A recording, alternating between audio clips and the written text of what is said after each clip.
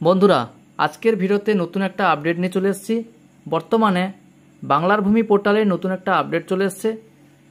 আপনার পর্চা বা রেকর্ডের সঙ্গে মোবাইল নাম্বার আপডেট, অর্থাৎ আপনার রেকর্ডের সঙ্গে বা পর্চার সঙ্গে যদি মোবাইল নাম্বার যোগ না থাকে তাহলে কিভাবে আপনি মোবাইল নাম্বার যোগ করবেন, অথবা যদি আপনার আগে থেকে যোগ করা থাকে বর্তমানে সেই নাম্বারটা চেঞ্জ করতে চাইছেন তাহলে কিভাবে চেঞ্জ করবেন চলুন তাহলে দেখে নেওয়া যাক। প্রথমে আপনারা bangalarbhumi.gov.in এই ওয়েবসাইটে চলে আসবেন। এই ওয়েবসাইটে আসার পর সাইন ইন এই অপশানে ক্লিক করে আপনি সাইন ইন করে নেবেন। আমি সাইন ইন করে নিয়েছি। এরপরে সিটিজেন সার্ভিস যে অপশান আছে এই অপশানে ক্লিক করে দেবেন। এই অপশানে ক্লিক করার পরে দেখুন প্রথম যে অপশানটা আছে অনলাইন অ্যাপ্লিকেশান, এই অপশানে ক্লিক করবেন।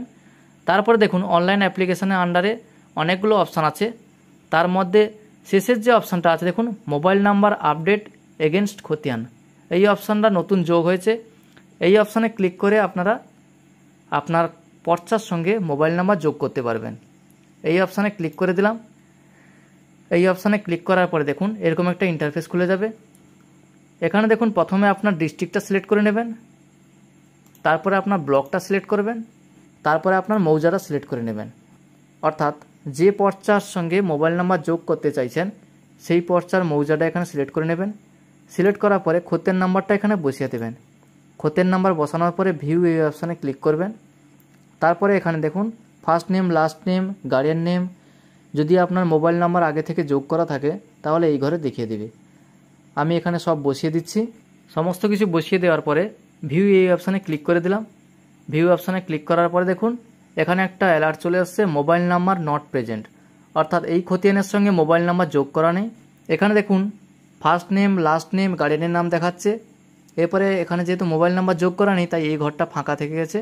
এরপরে দেখুন নিচের দিকে যে একটা অপশান আছে enter your updated mobile number, তারপরে ঘরে লেখা আছে দেখুন নিউ মোবাইল নাম্বার, এখানে আপনার নতুন মোবাইল নাম্বারটা দিয়ে দেবেন।